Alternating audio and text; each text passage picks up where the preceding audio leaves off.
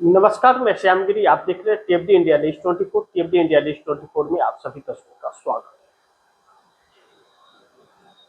है। बिहार के अंदर उठी राजनीतिक सरगर्मियां जिस तरह से करवटें ले रही हैं, भारतीय जनता पार्टी के लिए नई मुसीबत एक खड़ी होती जा रही है। भारतीय जनता पार्टी चाल तो बहुत चल रही है। आज भी अमित शाह सीमांचल के अंदर है, बिहार में, और डिप्टी सीएम सम्राट चौधरी उनके पास गए, लेकिन नीतीश नहीं गए। और आज ही नीतीश के बेटे निशांत कुमार जेडीयू पार्टी के अंदर सदस्यता लिए, यानी कि नीतीश की पार्टी, यानी कि नीतीश कुमार की विरासत को निशांत कुमार नीतीश कुमार के बेटे संभाले। भारतीय जनता पार्टी इस वक्त बहुत परेशान है। खास करके बिहार से अगर शुरुआत करूं तो नीतीश कुमार के राज्यसभा के नामांकन के बाद भारतीय जनता पार्टी ने सोचा था कि बहुत आसानी से सीएम की कुर्सी बिहार में उसके पास आ जाएगी, लेकिन उस पर ग्रहण लगता हुआ नजर आ रहा है, क्योंकि जेडीयू के कार्यकर्ता ने बगावत कर दिया और जेडीयू के विधायकों ने भी बगावत कर दिया है। बगावत सिर्फ जेडीयू के विधायक का ही नहीं है, जेडीयू पार्टी के अंदर बगावत हो गया है। अब पार्टी के अंदर जो बातें निकल करके आ रही हैं कि कुछ लोग एनडीए गठबंधन के साथ रहना चाहते हैं, जैसे जो संजय झा और ललन सिंह के साथ है, और ज्यादातर लोग महागठबंधन के साथ जाना चाहते हैं। लेकिन नीतीश कुमार जो मुख्यमंत्री के पद से इस्तीफा देना चाहते थे, राबड़ी देवी और लालू प्रसाद यादव से बात होने के बाद वह इस्तीफा रुक गया। नीतीश कुमार ने इस्तीफा नहीं दिया। अब ऐसे में बिहार के अंदर राजनीतिक दिशा अलग करवटें लेती हुई नजर आ रही है। लेकिन इसी बीच जो ईरान और इजराइल के जंग में कूदा हुआ है अमेरिका, मिडिल ईस्ट के अंदर मच रही तबाहियां नरेंद्र मोदी के काले चिट्ठी को खोल रही है।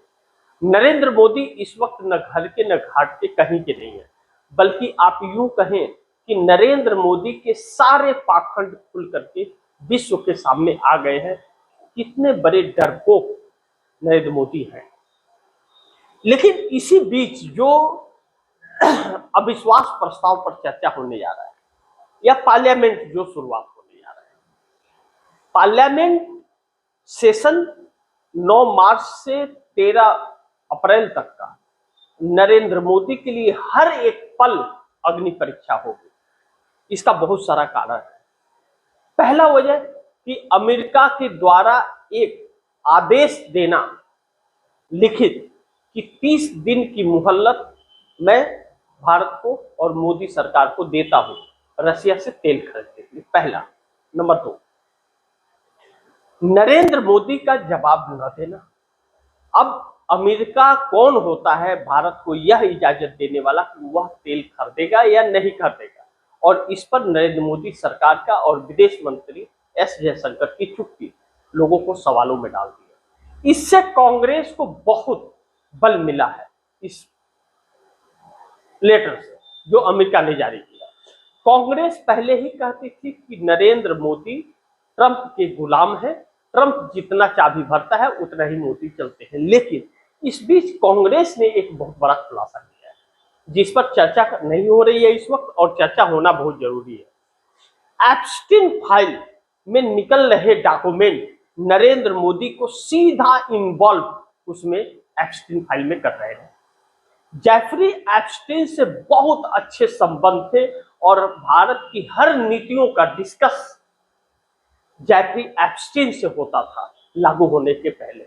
इसका प्रूफ जेफरी के ईमेल्स में मिले हैं, जो पवन खेरा ने प्रेस कॉन्फ्रेंस करके दुनिया के सामने रखा है।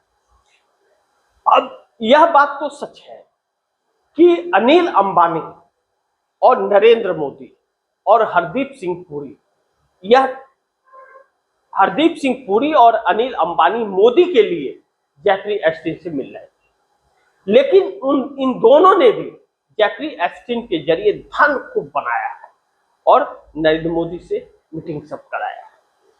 अब नरेंद्र मोदी की नीतियों का जो जैफरी फैसला लेता था और ट्रंप के पास जो सबूत है, उस ब्लैकमेलिंग में ट्रेड डील है।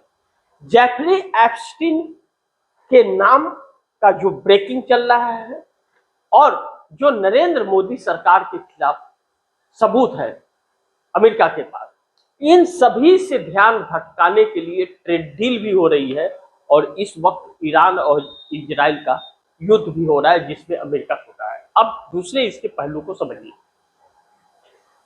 ईरान बिल्कुल झुकने को तैयार नहीं है और ईरान जब झुकने को तैयार नहीं है तो अमेरिका घुटने के बल आता हुआ नजर आ रहा है। अब अमेरिकी राष्ट्रपति डोनाल्ड ट्रंप बार बार गिदर धमकी ईरान को दे रहे हैं, लेकिन ईरान झुक नहीं रहा है। कभी सरेंडर करने की बात करते हैं, कभी बर्बाद करने की बात करते हैं, कभी कुछ करते हैं, निजाम बदलने की बात करते हैं, लेकिन ईरान और ईरान की जनता झुकने को तैयार नहीं है, बल्कि मुंहतोड़ जवाब, हर दिन एक करारा जवाब अमेरिका को दिया जा रहा है। इस बीच मिडिल ईस्ट जो है वह तबाह हो रहा है, क्योंकि मिडिल ईस्ट के अंदर अमेरिका ने अपना सिक्का जमा रखा है। अब जो ताजा स्थितियों के अनुसार जो बीती रात या पूरे दिन जो घटनाएं घटी, अमेरिका के कुछ सैनिक आकर दुबई के एक होटल में रुके हुए थे। ईरान को यह पता चलता है और ऐसे मिसाइल का इस्तेमाल करता है कि उस होटल को दुबई में राख बना देता है। यानी कि अरब कंट्रीज का बहुत नुकसान हो रहा है। ऐसे में ईरान कह रहा है कि हमें आप लोगों से कोई दुश्मनी नहीं है, आप सब हमारे भाई हो, आप अमेरिका का साथ छोड़ दो, हम आप पर हमले नहीं करेंगे। आपके धरती का इस्तेमाल अगर अमेरिका को नहीं करने दोगे ईरान के खिलाफ युद्ध के लिए, तो हमारा कोई भी मिसाइल आपके देश में नहीं जाएगा। लेकिन अगर आपके धरती से तिनका भी उड़ा अमेरिका का, तो हम शमशान बना देंगे। और ईरान लगातार अपनी बातों पर खड़ा नजर आ रहा है और लगातार हमले कर रहा है, जो ट्रंप सहमा हुआ है। अब बड़ी ध्यान से इसके गहराई को समझने का आप दर्शक प्रयास कीजिएगा। अब अमेरिका बैकफुट पर है और बहुत से नुकसान अमेरिका के हो चुके हैं। सारे देश मिडिल ईस्ट के उसके तबाह हो चुके हैं। ईरान ने इजराइल को शमशान घाट से भी बदतर बना दिया है। खबरों को अब छुपाया जा रहा है और खबरों को दबाया जा रहा है। खबरें दिखाने से लोगों को रोका भी जा रहा है, फुटेज दिखाने से भी रोका जा रहा है। अब ध्यान से आप दर्शकों को यह समझना है कि ईरान और रशिया भारत के बहुत अच्छे दोस्त थे। बहुत अच्छे दोस्त होने के बाद नरेंद्र मोदी ने रिश्ते खराब कर लिए। अब अमेरिका हमारे देश की पूर्ति नहीं कर पा रहा है, इसीलिए आदेश दिया कि आप रशिया से तेल खरीदिए, और रशिया ने 2 शब्दों में नो कर दिया। क्यों? क्योंकि कह रहा है कि हमारी दोस्ती खत्म हो चुकी है और हम कोई रियायत नहीं बरतेंगे। जो मार्केट रेट है उसी रेट में सामान मिलेगा, यानी कि $90 प्रति बैरल के हिसाब से, यानी कि महंगाई देश में बढ़ेगी। यह नरेंद्र मोदी की नाकामियों और गुलामी के वजह से यह चीजें देश को भरना पड़ेगा। स्टेट बैंक ऑफ इंडिया ने एक एडवाइजरी जारी की है। भारत की अर्थव्यवस्था चरमरा चुकी है। यह बात सनसनी फैलाने वाली है, लेकिन गोदी मीडिया इस देश का सच्चाई दिखा नहीं रहा है।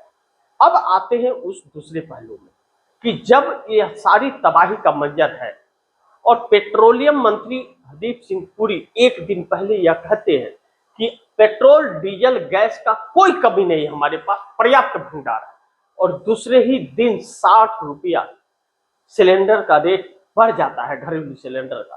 तो सोचिए कि वजह क्या है और देश में हालात क्या होने वाला है। अब ऐसे में अमेरिका ने नरेंद्र मोदी को जो आदेश दिया है कि समुद्र में जो नाव फंसी हुई है रशिया की, उसी ऑयल को आप ले सकते हो, वहां से दूसरा पैक नहीं करा सकते हो, यानी कि 30 दिन के अंदर ले पाएंगे नहीं ले पाएंगे यह बात की बात है। लेकिन जरूरतें पूरी नहीं हुई तो जनता सड़कों पर आ जाएगी, इस बात से इनकार नहीं किया जा सकता। अब दूसरा बड़ी महत्वपूर्ण बिंदु है कि विदेश नीति और एप्स्टीन फाइल कूटनीति, सारी चीजों में सरकार फंसी है। अमेरिका से जो ट्रेड डील की है उस वह मजबूरी नरेंद्र मोदी की बताई जा रही है, दिख रहा है साफ, सरेंडर हो चुके। ऐसे में सरकार क्या बचेगी जब पार्लियामेंट सेशन चालू हो रहा है, तो नरेंद्र मोदी कैसे सामना करेंगे? अब इसे बड़ी ध्यान से आप समझने का प्रयास कीजिए कि आप दर्शक यह देख लीजिए कि नीतीश कुमार ने अपने बेटे को पार्टी में शामिल कर लिया है, और नीतीश कुमार ने जब बेटे को पार्टी में शामिल कर लिया है तो चंद्रबाबू नायडू भी अपने बेटे को आंध्र प्रदेश सौंपने के फिराक में है, वह सौंपना चाहते हैं। अब ऐसे में जब चंद्रबाबू नायडू पार्टी को अपने बेटे को सौंपना चाहते हैं और चंद्रबाबू नायडू अपने बेटे नारा लोकेश को हैदराबाद कांग्रेस के सीएम रेवंत रेड्डी से मिलने भेजते हैं, यानी कि राहुल गांधी से संपर्क साध रहे हैं चंद्रबाबू नायडू केंद्र में आने के लिए। केंद्र में चंद्रबाबू नायडू की एंट्री तभी हो सकती है जब चंद्रबाबू नायडू इंडिया गठबंधन के साथ आएंगे और इंडिया का दामन छोड़ेंगे। अब दो तीन चीजें इसमें बड़ी महत्वपूर्ण है कि अगर नरेंद्र मोदी का सारा पाखंड खुल करके देश के सामने आ गया है, पर्दाफाश हो चुका है नरेंद्र मोदी का, जब नरेंद्र मोदी का पर्दाफाश हो चुका है तो फिर चंद्रबाबू नायडू को भी आने वाले वक्त में उसकी कीमत चुकानी पड़ेगी। नीतीश कुमार की तो छोड़िए, नीतीश कुमार पलटी राम के नाम से जाने ही जाते हैं, लेकिन नीतीश कुमार भी इस वक्त अपनी पार्टी की चिंता कर रहे हैं कि हम तो चले जाएंगे, पार्टी तो नहीं खत्म हो जाएगी। तो उन्होंने अपने बेटे को लाया, आगे लेकर के अपने बेटे को आए। लेकिन चंद्रबाबू नायडू का तो एक अच्छी साख है, अच्छा भविष्य भी है उनके बेटे का, उनके अंदर पलटा पलटी वाला खेल नहीं है। लेकिन नरेंद्र मोदी के साथ रह करके चंद्रबाबू नायडू की जो साख आंध्र प्रदेश में गिर रही है, वह उनके लिए आगे जाकर के घातक और उनके बेटे के भविष्य को समाप्त कर सकती है। ऐसे में चंद्रबाबू नायडू किसी भी कीमत पर अब भारतीय जनता पार्टी के साथ नहीं रहेंगे और वह पलटा पलटी का खेल बहुत जल्द खेलने वाले हैं। अब ऐसे में एनडीए गठबंधन अब टूटने जा रहा है। नीतीश नायडू ने रास्ता बदला इंडिया गठबंधन के संपर्क में, यह बात कही जा रही है क्योंकि एनडीए गठबंधन के यह दो बहुत अहम घटक दल हैं, नीतीश और नायडू। और नीतीश के पास 12 सांसद, चंद्रबाबू नायडू के पास 16 सांसद, 2 पवन कल्याण के पास यह 18 सांसद उनके पास, यानी कि 30 सांसद होते हैं।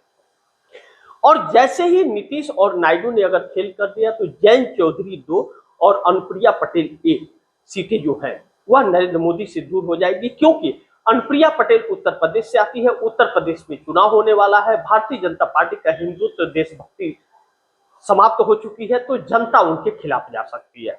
जयंत चौधरी 2 सीट है उनके पास में लोकसभा के, ऐसे में जयंत चौधरी का मुस्लिम वर्ग हो, किसान हो, जाट समुदाय हो, पश्चिमी उत्तर प्रदेश से आते हैं, जनता उनका विरोध कर रही है और उन्हें अब वोट भेजेगी, कांग्रेस को वोट देने की बात कर रही है।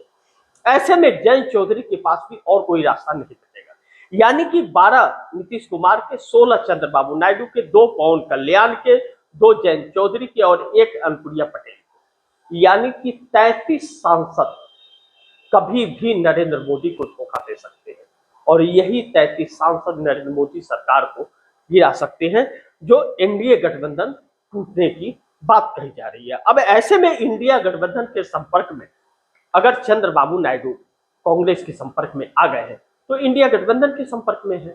दूसरी तरफ अखिलेश यादव ने कहा कि नीतीश कुमार को तो प्रधानमंत्री बन जाना चाहिए, बार बार यह संकेत दी जा रही है। ममता बनर्जी ने खुलेआम कह दिया कि इंडिया गठबंधन के हम साथ हैं, हम वोटिंग के वक्त जब पार्लियामेंट में अविश्वास प्रस्ताव पर चर्चा और वोटिंग होगी हम इंडिया गठबंधन के पक्ष में वोट करेंगे।